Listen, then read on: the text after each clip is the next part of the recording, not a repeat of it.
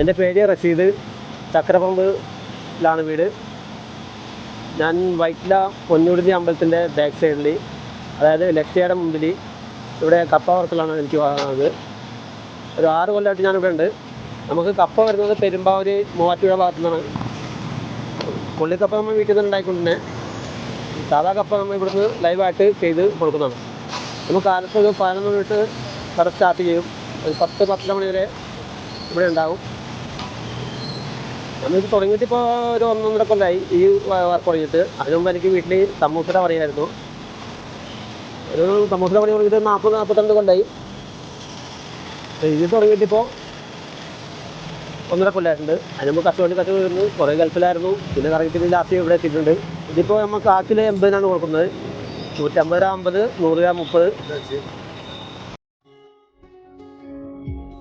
തിരഞ്ഞെടുക്കാൻ അറിയാവുന്ന പണിയായിരുന്നു. അങ്ങനെ ഞാൻ തുടങ്ങിയപ്പോൾ ഇപ്പോൾ അൽഹംദുലില്ലാഹ് റാഹത്താണ്.